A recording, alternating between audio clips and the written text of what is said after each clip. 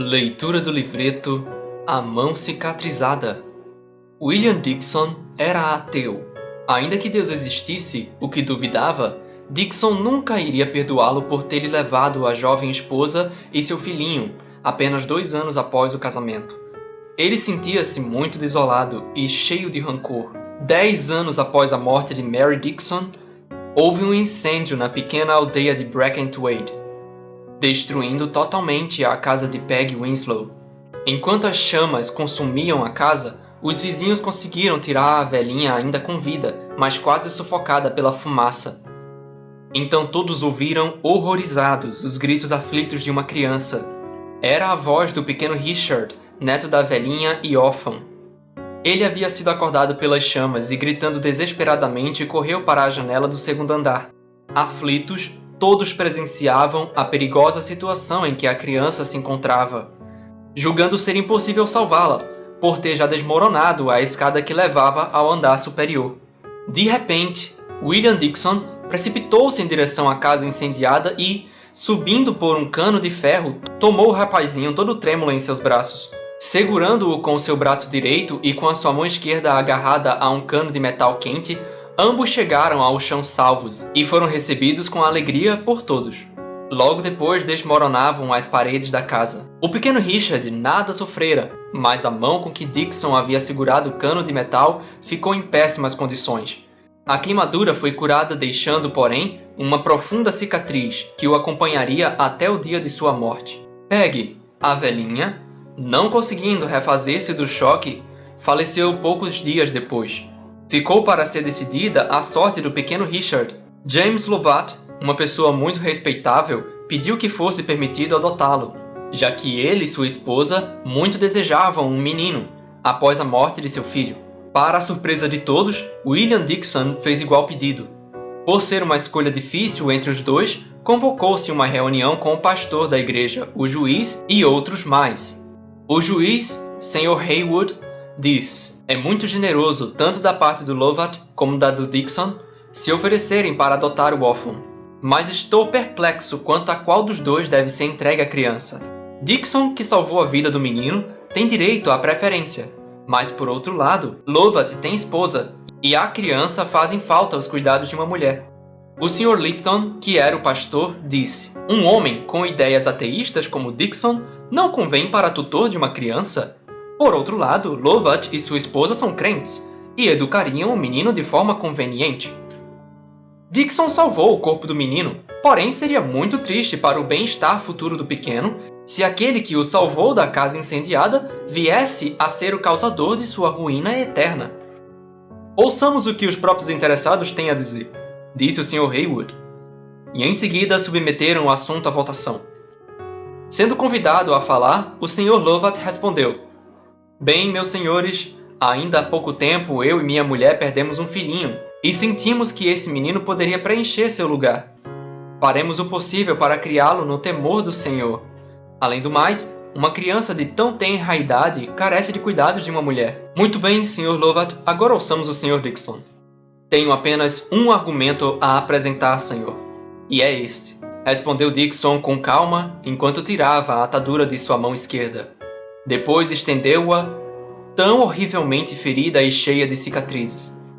Durante momentos houve silêncio profundo, e os olhos de alguns ficaram marejados de lágrimas. Naquela mão cicatrizada havia algo que apelava para o sentimento de justiça de cada um.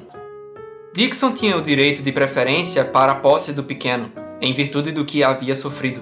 Assim, tendo sido o caso submetido à votação, a maioria decidiu a seu favor. Começou assim, para Dixon, uma nova vida.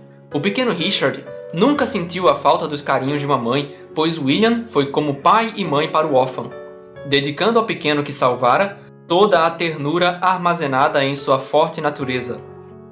Richard era uma criança habilidosa e correspondia com prontidão aos ensinamentos de seu pai adotivo, a quem amava com todo o fervor de seu tenro coraçãozinho. Lembrava-se de como o papai o tinha salvado do incêndio e de como conseguira que lhe entregassem, devido à mão tão horrivelmente queimada por amor a ele. Num certo verão, houve na cidade uma grande exposição de quadros, e Dixon levou Richard para vê-los. O garoto ficou muito interessado nos quadros e também nas histórias que seu pai lhe contou a respeito de alguns deles. Porém, o que mais impressionou o menino representava o Senhor Jesus repreendendo a Tomé, e tinha embaixo as palavras: "Põe aqui o teu dedo e vê as minhas mãos." João 20, 27. O pequeno Richard leu as palavras e pediu: "Papai, quero que me conte a história desse quadro." "Não, desse não." "Por que não quer contar a história desse, papai?" "Porque não acredito nessa história." "Oh, mas não faz mal?" insistiu Richard. "Pois também não acredita na história de Jack, o matador de gigantes, que é uma das minhas preferidas." "Conte-me a história desse quadro, papai. Conte-me, por favor." E Dickson contou-lhe. E Richard ficou muitíssimo interessado. "Faz lembrar a nossa história, papai," disse ele. "Quando o casal Lovat queria me adotar, você mostrou a sua mão. Talvez Tomé, quando viu as cicatrizes nas mãos do bom homem, sentiu que pertencia a ele." "Suponho que sim," respondeu Dickson. "O bom homem parecia estar tão triste," disse Richard. "Acho que deve ter ficado triste por Tomé não ter acreditado desde o início. Foi muito ruim, não foi? Pois o bom homem tinha morrido por ele." Dickson nada respondeu, e Richard continuou. "Quando me contaram de você e do fogo, eu também teria sido ingrato e mau se tivesse respondido assim. Se tivesse dito que não acreditava naquilo que você fez, não é verdade, papai?" "Não quero pensar nisso, filho. Mas talvez depois amasse muito o bom homem, assim como eu amo você. Quando vejo sua pobre mão, papai, eu o amo mais do que milhões de milhões." Richard estava cansado e adormeceu antes de poder medir o montante de sua grata afeição. Porém, o sono de Dickson foi muito perturbado naquela noite.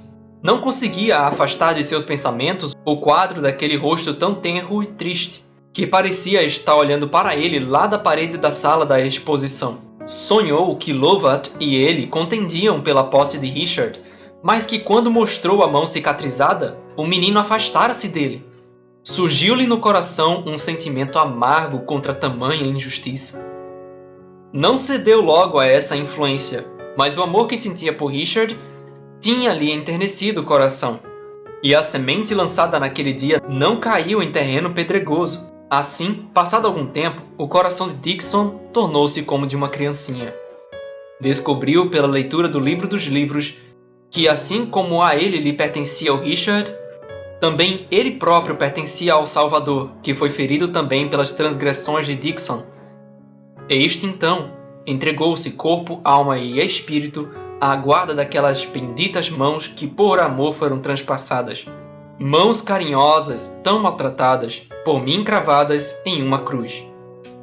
Sobre teu corpo os meus pecados levaste todos, Senhor Jesus. Mãos carinhosas, tão maltratadas, por nós cravadas em uma cruz. Sobre teu corpo, nossos pecados levaste todos, Senhor Jesus. Era desprezado e não fizemos dele caso algum. Mas ele foi ferido pelas nossas transgressões e moído pelas nossas iniquidades. Isaías 53, 3 e 5. Levando ele mesmo em seu corpo os nossos pecados sobre o madeiro. 1 Pedro 2, 24. Retirado do livro Qual o teu destino?